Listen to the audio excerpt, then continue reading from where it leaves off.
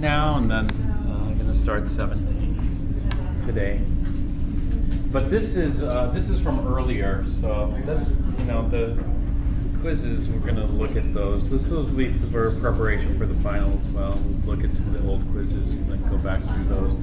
But this is the gas stoichiometry problem. So if we have volume ratio, as long as the pressure and the temperature here, a lot of people might say, oh, well, this problem, we can't solve this problem. We can't solve this problem because there's no pressure, there's no temperature. And so, well, that turns out to be not the thing you want to do. You don't want to leave it blank and say there's not enough information. If there's not enough information, what you should do is you should just assume something. You assume maybe room temperature in 1 atmosphere, or just assume that the pressure and the temperature don't change. So that's what we're doing here. We assume that the pressure and temperature don't change, so the volumes are going to be in the same ratio as the mole ratio. This is Avogadro's law.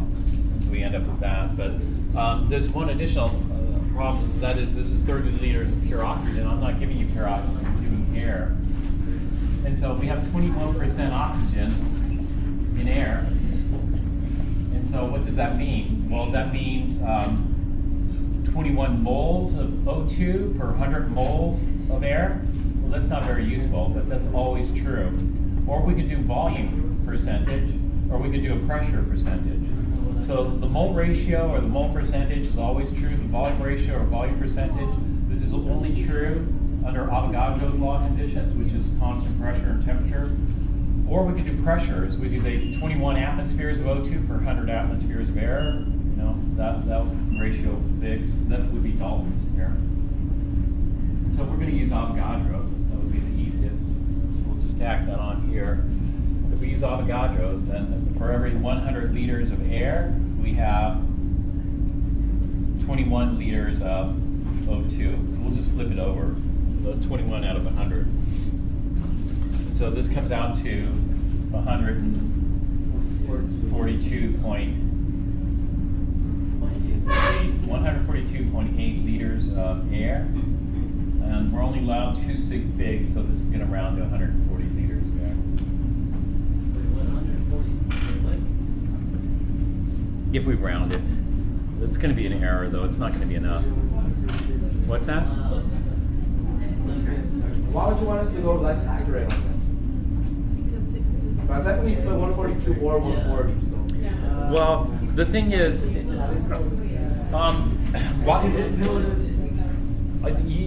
would want to go with this if this were more. The reason we go with this is because we might have to add anywhere from between 135 to 145 liters of air because of this. This isn't so precise.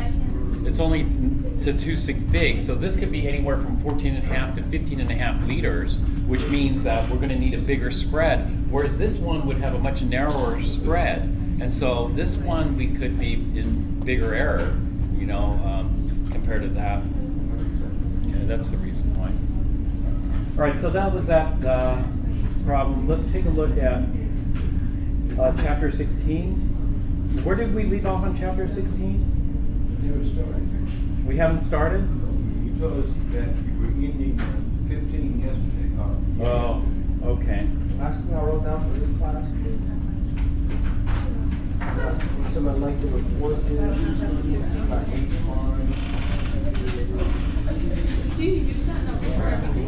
I'm just out of sync a little bit.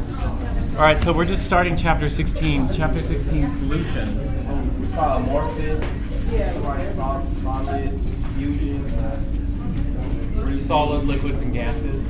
I wrote down freezing. The last thing I wrote down was freezing equals solidification. Did we do the calculation? Let's see it, I'll remember. Oh, all right. Then actually, I'm still on 15. Sorry. I'm in chapter 17. The other. I just got out of sync. So let's see. We're still on chapter 15.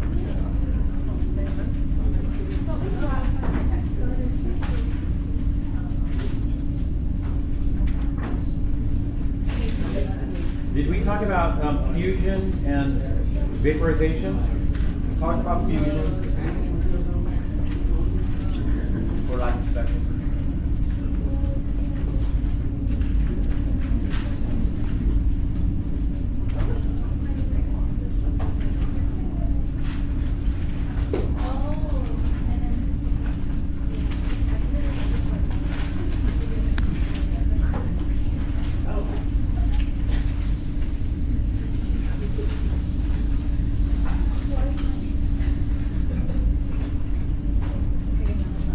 All right, these are going to be energy calculations.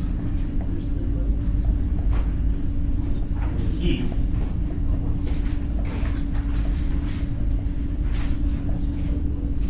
For solids, liquids, and gases.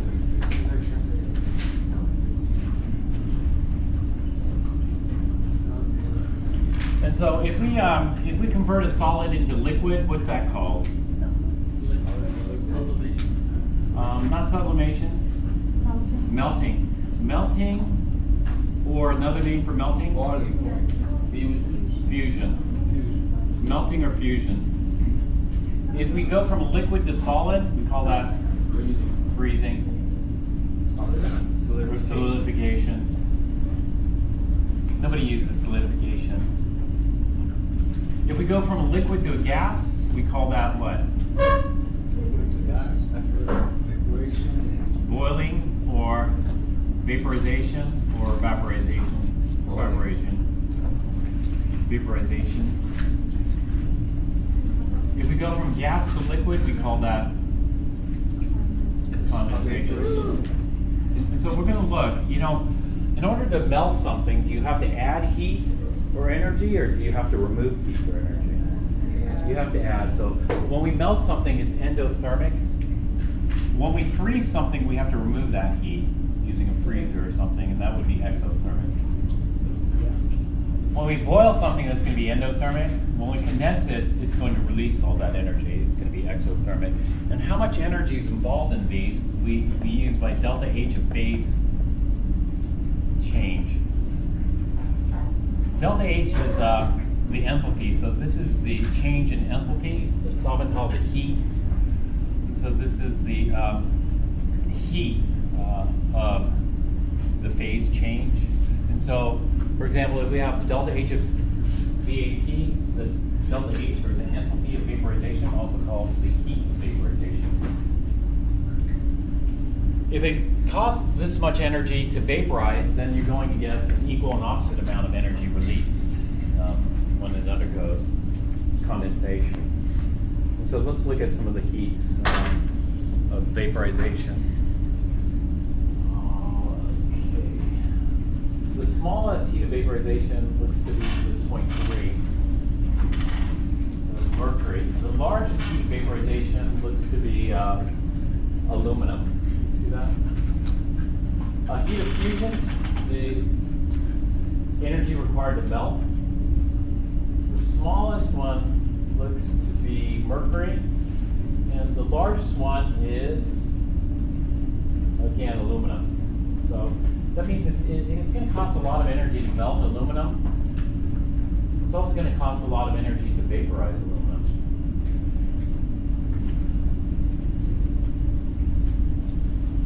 All right, let's take a look at a calculation involving heat. How much energy is needed to vaporize 180 grams of a liquid if its heat of vaporization is 1.13 kilojoules per gram? There are two ways we can do this. One, we can do a dimensional analysis. If we use dimensional analysis, then what we have is 188 grams. And we have a conversion factor right there. The conversion factor is 1.13 kilojoules per gram. The grams cancel, and that leaves us with kilojoules. So we could use dimensional analysis. What did you put with the denominator? I'm sorry? I said, what did you put with the denominator?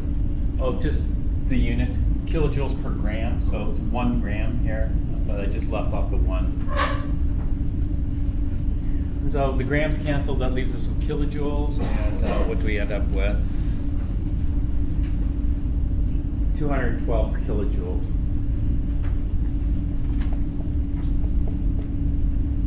All right, so we could use dimensional analysis, or we could use the equation. Q. Q is the symbol for heat. If Q is positive, that means we're heating it up. If Q is negative, that means we're taking heat away. Taking heat away is cooling it down. And so Q is heat, and it could be either heating something up or cooling. We'll just call it heat one way or the other. And this is going to equal the amount times delta H of the phase change. amounts that we typically use are going to be grams. So this is just going to be the mass times delta H of the phase. So M delta H. So typically we could use this equation here, or we could just use dimensional analysis to figure it out.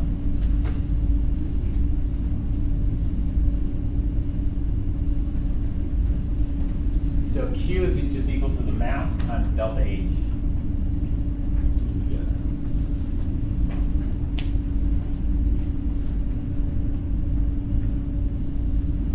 All right, for melting, we have to use delta H of fusion rather than delta H of vaporization. How much energy is required to melt 25.0 grams of ice at 0 degrees C? All right, so when we have a phase change, which is melting, boiling, freezing, that kind of stuff, then Q is equal to M delta H of the phase change. So the mass of ice, we have 25.0 grams of ice, and then we need delta H of fusion, because we're melting in this case, fusion, for ice. And so we'll have to look that up in the table. We'll go back.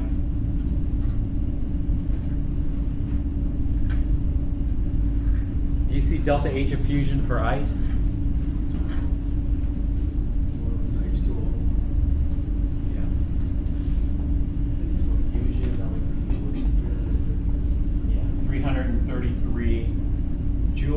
Per gram. So the grams cancel out, and that gives me joules.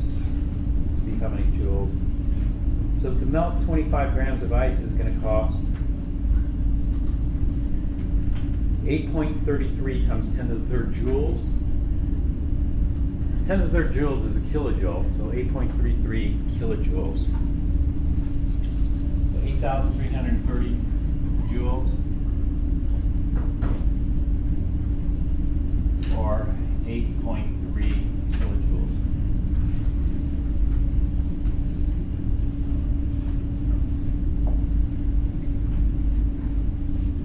If I wanted to freeze 25 grams of water, I would have to remove this much. So rather than calling it positive 8.33, we call it negative 8.33 kilojoules, indicating that we have to remove that much heat in order to freeze 25 grams of water to form 25 grams of ice.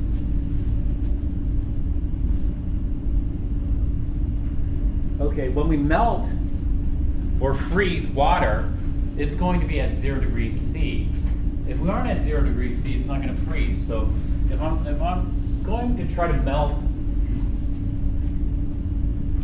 let's say ice, but the ice is, let's say, below 0, let's say it's at minus 25 degrees C, it's not going to melt. What I have to do is I have to warm up that ice to 0 degrees C before it starts to melt. Just like if I try to boil water, can you boil water at 25 degrees Celsius? Under normal conditions? Not under normal conditions, you can't. You know, under a vacuum you could. Under normal conditions, what you'd have to do is you'd have to heat up the water to get to 100 degrees C, and then it'll start to boil. And so what we're going to look at next here is this, heating or cooling objects. Heating and cooling. So warming and cooling objects. Warming or heating and cooling. Warming and cooling. Q is equal to M, the amount times C times delta T. We could also use dimensional analysis here. We could use the equation. The amount's going to be a mass, so M C delta T. C is something called the specific heat. The specific heat, what that does is it relates, how much heat is required to warm something up. Some things require a lot of heat, some things not as much. So let's take a look at the specific heat chart here. These are selected specific heats. If we look at the specific heats, which specific heat is the smallest? Which one is the biggest?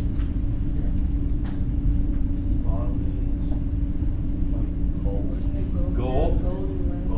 Yeah, golden lead, 0.13. What's the largest specific heat?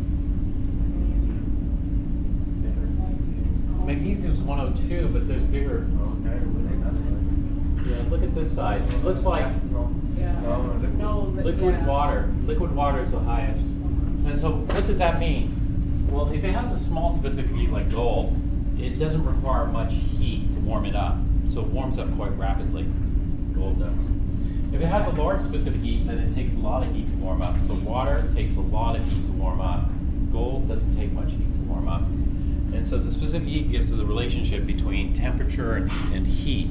Some things, the temperature rises rapidly with very little heat. Other things, temperature increase slowly. What determines the specific heat? What determines the specific heat are the ways that it can absorb energy. So for example, gold can just do vibrations. But water can do vibrations, and not only one vibration, there are 3 types of vibrations water molecules can do.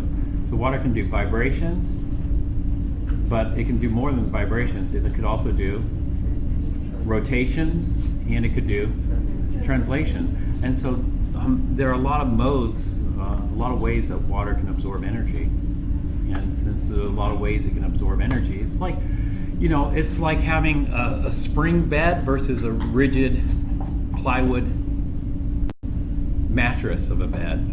You know, if you jump on a spring bed, there's a lot of ways that spring bed can absorb energy, but if you're jumping on a piece of plywood, are there a lot of ways it can absorb that energy? No. And so there's probably crack the plywood or something, jumping on that. But this is the same thing, you know.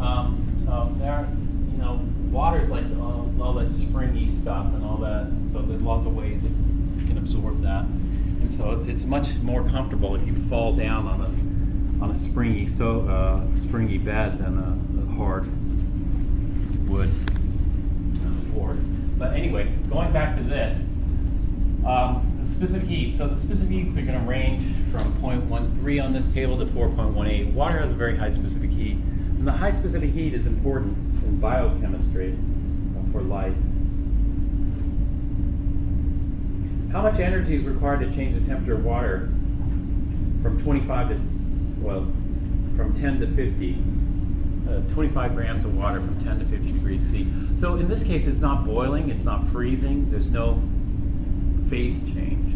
If there's no phase change, and we're just heating and cooling objects, water is just this object we're warming up or cooling, then it's fine. What we're going to use is this equation here, and that is Q, the amount of heat is equal to the amount, times C times delta T. And so the amount of water is 25.0 grams. The specific heat of water is 4.18 joules per gram degree C. And delta T is T final minus T initial. T final is 50.0 degrees C, T initial is 10.0 degrees C. Here we don't need to convert it to Kelvin or anything like that. So what does that come out to here?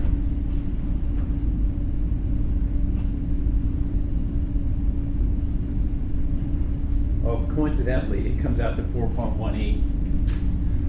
I don't know why it chose those numbers, but it comes out to 4.18 times 10 to the 3rd joules, or 4.18 kilojoules. So if you want to warm up 25 grams of water by 40 degrees C, it's going to cost you 4.18 kilojoules worth of energy to do that.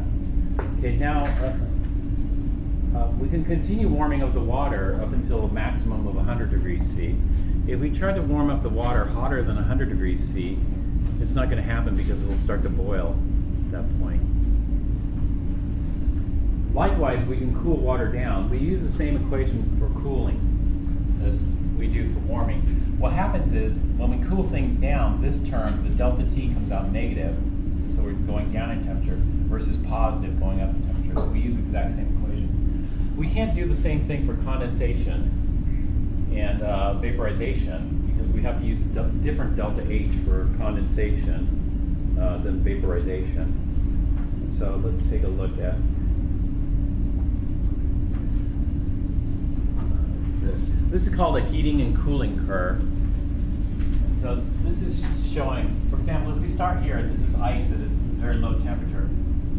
Ice at a very low temperature, when we add energy to it, it warms up. So this is heating an object until we get to 0 degrees C. At 0 degrees C, it starts to melt. The interesting thing is, all that heat that we're adding just goes into melting it. It doesn't go into increasing the temperature. The temperature is going to stay constant, so ice melts at 0 degrees C, no matter how much you have.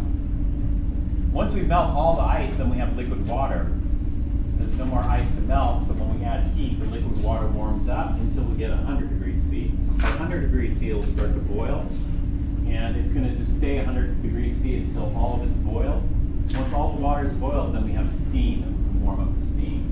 And so this is warming up the object. This is phase change, warming up the object, phase change, warming up the object here. And likewise, we can cool it down. We'll start off with hot steam and cool it down, and then condense it, and then cool the liquid down, and freeze it, and then cool the ice down. So this is a heating and cooling curve. So we'll do an example of this. When we warm or cool an object, then the equation we use is Q is equal to mc delta T. When we warm up the object, Q is equal to mc delta T, Q is equal to mc delta T. When we do a phase change, here, Q is equal to m delta H. Equal to m delta H. So this would be for warming. For cooling, this equation is the same, but rather than delta H fusion, we use freezing. Rather than vaporization, we use condensation. The only difference between vaporization and condensation is the sign is different. So we have to manually do that. Versus the temperature, the temperature naturally is going to go negative. Here, when we do Q is equal to m delta H of the phase, then what happens here is delta H of vaporization is negative delta H of condensation. And delta H of fusion is negative delta H of freezing. Equal and opposite. So we only need one table, and then we'll just change the sign to get the other. All right, so let's try this problem here. This problem is calculate the total heat transferred when 19.6 grams of ice initially at minus 12 degrees C is heated to steam at 115 degrees C.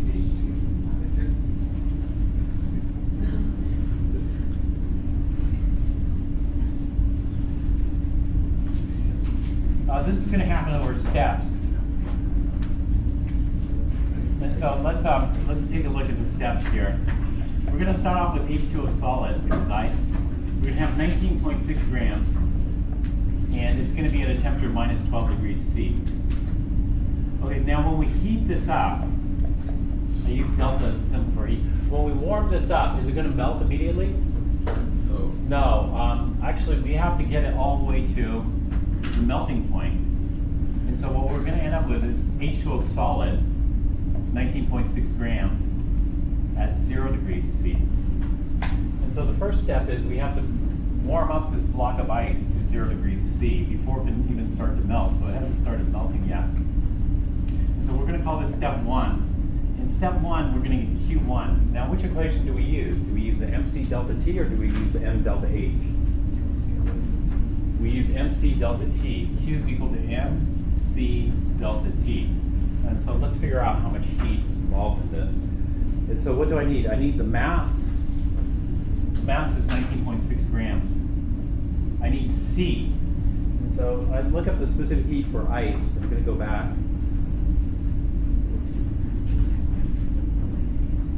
What is the specific heat for ice? 2.06.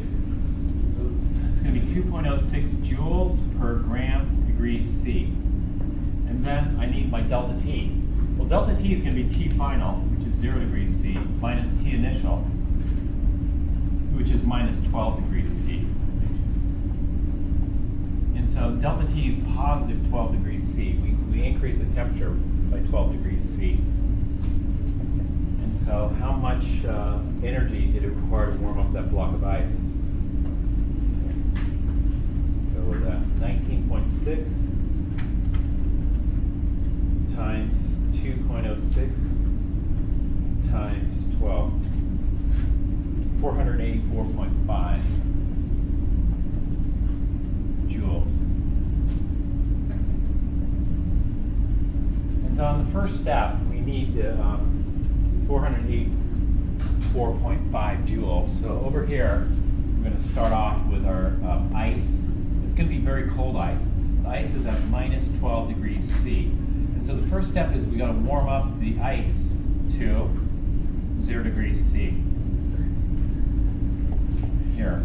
And so this is the first part of the heating curve. And then Q1 here, this will be Q1, is equal to 400, about 500 joules, 484.5 joules worth of energy. Okay, so the first step here was warming ice. Okay, once we warm the ice, then we have to melt it. And so what we do is when ice melts, it's at 0 degrees C. And so it's going to stay at 0 degrees C until we've melted all the ice. All the energy is going into melting. And so we're going to go from H2O solid to H2O liquid.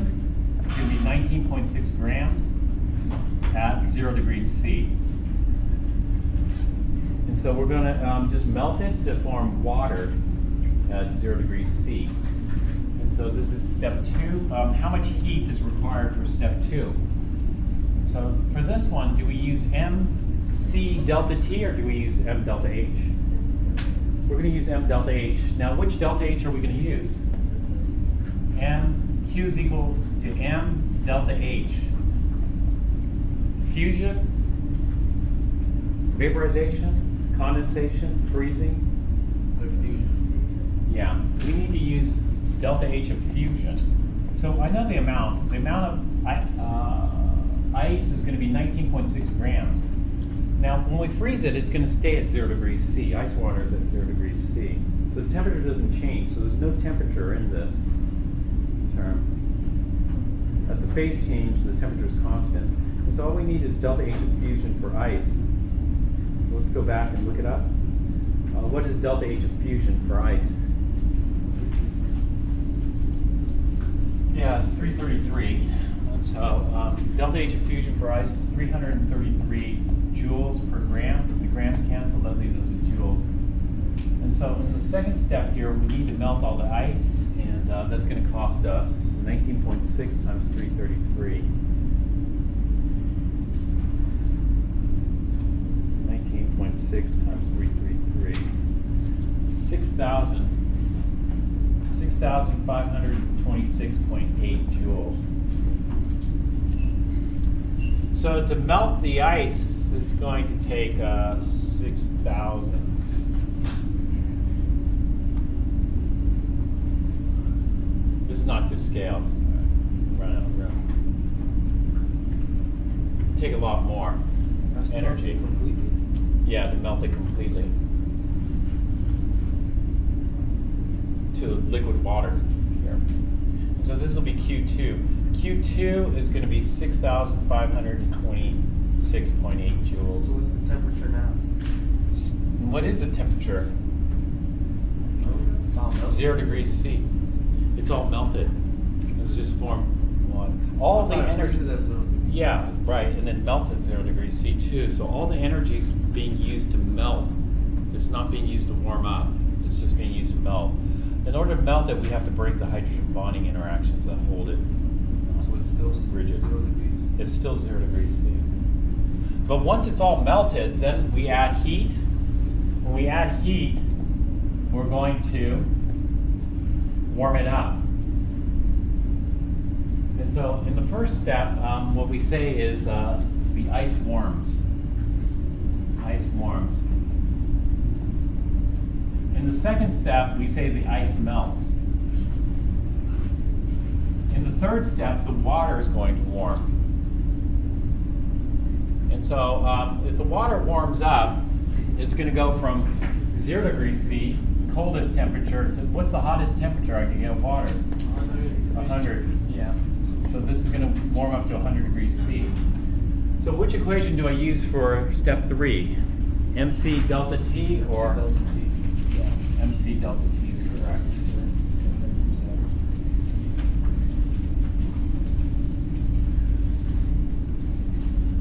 Q3 is equal to MC delta T.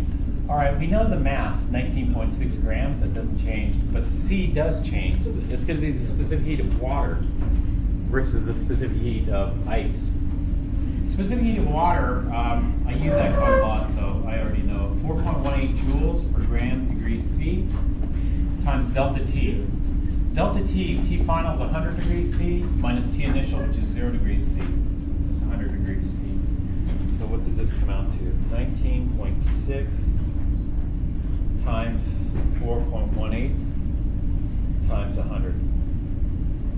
8,192.8 joules. So I'm going to warm this up to 100 degrees C.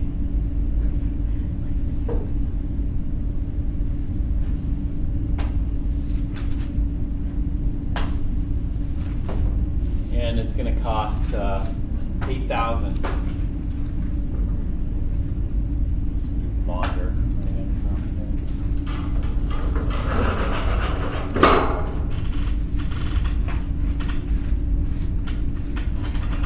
So far, this step 3 is cost the most amount of energy. Q3 equals 8,192.8 joules. And so this is the water warms. Water warm. This is step 3. So after I warm up all the water to 100 degrees C and I continue to add heat, what's going to happen? It's gonna change state again. Yeah, it's going to change state. In other words, it's going to go from liquid to gas. And it's going to boil. And so at step 4, the water boils. And so all the heat doesn't go into changing the temperature. The temperature is going to stay fixed. All that heat is going to go into boiling the water. So this is going to be step 4. Water boils. Which equation do we use for that? M delta H. Yeah.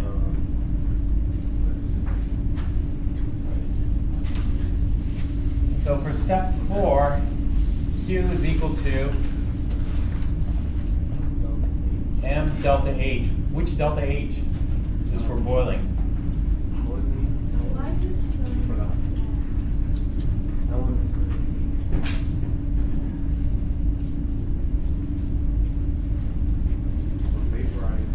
Yeah, vaporization. And so the amount is 19.6 grams. And what is delta H of vaporization for water? It's hard to see, it's on the wall there, but it's 2.26. The units are different here. It's kilojoules per gram.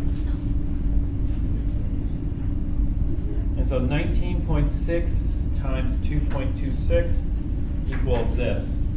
It's going to be 44.296 kilojoules, which is equal to 44,296 joules.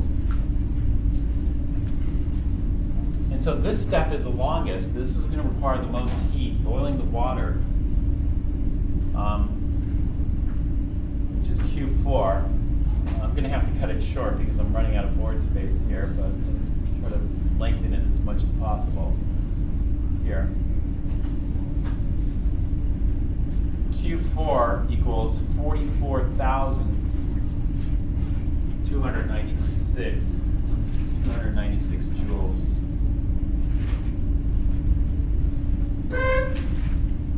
Water boils. Okay, once we've boiled all the water, then we're left with steam at H2O gas at 19.6 grams and 100 degrees C. And then if we continue heating here, we're just going to warm up the steam. This is number 5. We're going to warm it up to, what temperature did they want? 115. 115? Okay, so 19.6 grams of steam at 115 degrees C. And so the steam is going to warm. So once we've boiled all the water, the steam is going to warm up to 115 degrees. That's going to be Q5. Which equation do we use for Q5? Yeah, we're going to use Q is equal to MC delta T. M is 19.6 grams. C, I need the specific heat of steam. The specific heat of steam is 2.00 joules per gram degree C. That's from the chart. And then I need my delta T. Delta T is T final, 115 degrees C, minus T initial, 100 degrees C. So this is warming up the steam from 100 degrees C to 115 degrees C. And so how much energy does that take? 19.6 times 2 times 15. 588 joules. So this last step is going to cost us 588 joules. And so the total amount of heat is the sum of all the Q's. And so Q total is just equal to the sum of the Q's. It is equal to Q1 plus Q2 plus Q3 plus Q4 plus Q5. So we'll just add them up. So the first step here is going to take 484.5. The second step is 6526.8 plus 8192.8 plus 44,000. 296 plus 588. What did you get? 60,088. Yeah. Okay. 60,088 joules, or 60.1 kilojoules. You did it. 360. By which step was the most heat intensive step? Boiling, because we have to completely break the attractions holding the water molecules together. What attractions hold water molecules together? Hydrogen bonds. So in order to break all those hydrogen bonds, it costs quite a bit of energy. There. And so that's what the book did. The book just went through the steps here.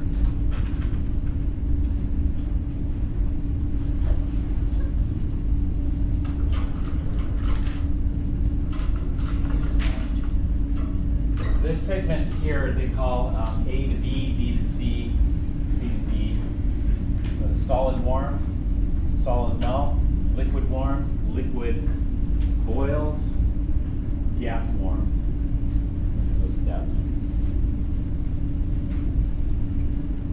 Then they went through all the calculations for each step and then summed them up. When they summed it up, they got 60.1 kilojoules. What we got?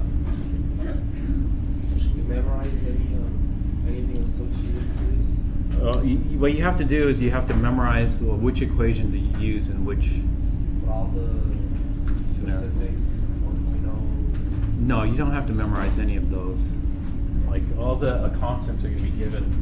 You just have to know when to use Q is equal to MC delta T and when to use Q is equal to M delta H. As long as you know that, then it should be all right. The numbers are going to be given. Okay, I'm going to stop here. We'll take a break, and then this ends chapter 15. So now we're going to start chapter 16.